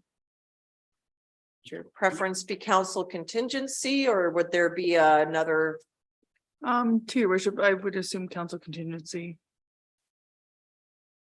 And then I'll make the motion that council contribute up to $500 to support the Association of Vancouver Island and Coastal Communities, AVICC, AGM, and the convention be to be held in Victoria 2024 in order to establish Souk as a partner host with funding to come from council contingency. Okay, so that's moved by Counselor McMath and seconded by Counselor Beddoes. Ms. Temple? I had put up to 500 just as a placeholder. Did you want it to be 500? 500, please. Oh, crazy. We're going with the full $500. Okay, anything else on the motion? Just one suggestion that came to mind for ideas for study tours that we might do here. Maybe we could talk to CERTA and also to our economic development officer. There's a point of order has been called. Counselor McMath, your point of order. It's just not relevant to the motion. Okay, that'll come later, Counselor Lajeunesse. Okay. Okay, all those in favor, please. That's unanimous. Thank you. Okay, council verbal reports under item 11. Updates from members of council. Counselor Beddoes. Yeah, Councillor Bateman at the Coldest Night, he hosted in your behalf, did an excellent job. Good to see the turnout, and it was a damn cold evening. It was cold for me. It probably was the coldest. Thank you for being there, Counselor Bateman. Would you Okay, like to go next? Okay. Councillor Beddoes, short and sweet. I could go long. I'll just note, Souk, this is the 4th annual Coldest Night of the Year. It's a fundraiser in support of the Souk Shelter Society. There were 145 registered walkers on 18 teams. They collectively raised $30,000. Wow. Which is a record for Souk. It also keeps us in the top per capita fundraisers in the country. So there were 180 communities across the country, which is not a huge number, given there's like 4,000 communities in Canada. And we were one of them, and we're one of the top fundraisers. So that was great news. And just a quick name check of the top fundraising teams. Souk Harborside Lions topped the list. Wanda Fuca Community Trail Society, Team Machosen, Souk District Lionesses, John Muir Elementary, and others. District of Souk finished just outside the top 10, but it was a great walk. Snow started falling. So Local Government Leadership Academy Conference in Nanaimo, Councillor Lajeunesse and Tate and I, and maybe as we speak, we'll cover the fullness of it. For me, it was a great refresher and a humbling reminder that I'm a lifelong learner for good reason. Learned a number of things from a certain someone at the table tonight during the mentoring session. She noted, for this is for the newly elected and the re-elected, the time is now. Your community believes in you. This is your moment. Her messages, Mayor Tate's messages: network, advocate, make friends, keep learning, and always remember there are never enough hours in the day. And I could go on. It was interesting. The code of conduct session, we'll be hearing, we're required to hear about it within 6 months of election. So I think it's coming up perhaps the next agenda here in Souk. And that was an interesting session led by Nanaimo Mayor Leonard Krogh, and they famously had dysfunction of an epic variety in Nanaimo prior to his election. And he brought forward a few best practices, he feels, including the need for enforcement provisions, penalties for demonstrably bad behaviors. So that designed to keep us Yeah, following these codes of conduct. 50% of local governments in BC have one already. There are also sessions from BC Assessment and many others. I'll just focus on asset management and the importance of ensuring long-term sustainable service delivery by building up and maintaining reserve funds, which of course, as Mr. Carter knows, next year, I believe we'll be asked to contribute a 2% tax increase to that very subject to deal with the life cycle costs of all of our assets in Sooke. And there's, as we learned, there is the capital cost of a road, for example, which are estimated about 20% of the total life cycle costs. And there's operational maintenance and replacement costs, which need to be factored in.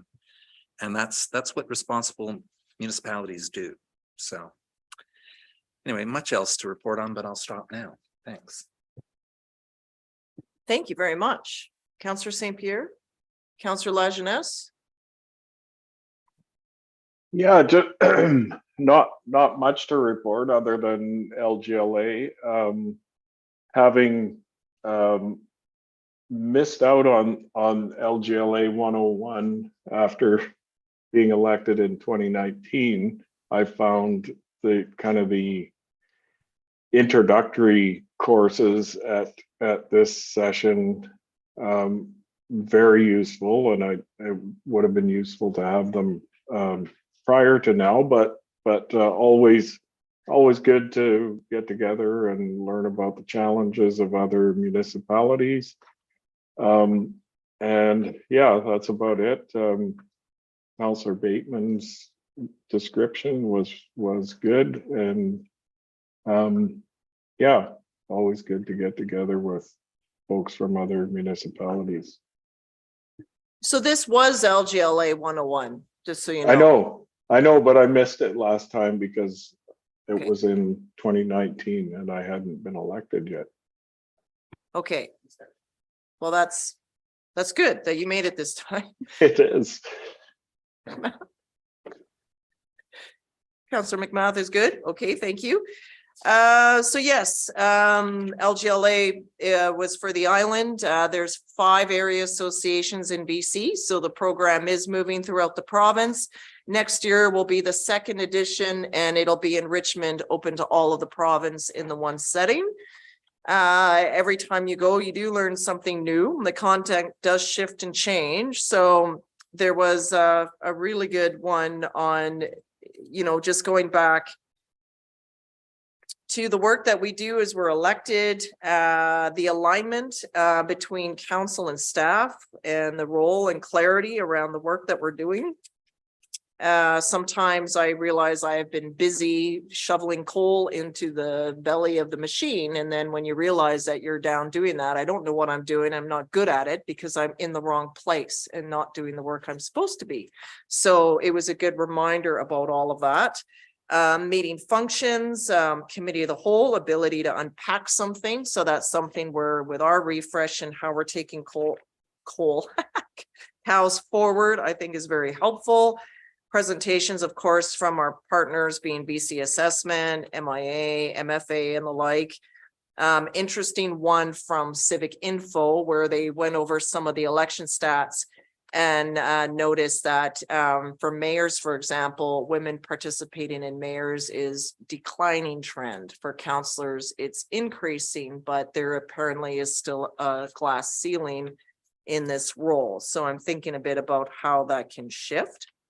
Very informative workshop around development, and I kept looking around going, oh, it's too bad I can't like parachute Mr. Paolo in for this, because there's a few things I just wanted to check in with him about, but we'll find a time to do that. Other discussion around official community plans and the like, so it gives a bit more clarity when we pick that work up again.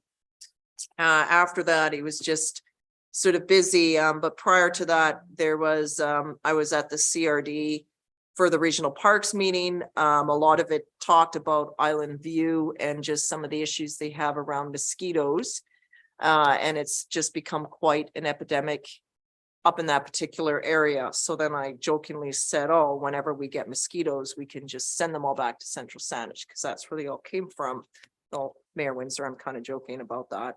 But it's to the point where they're using larvicide and doing extensive work around the ditching system there because it's intolerable.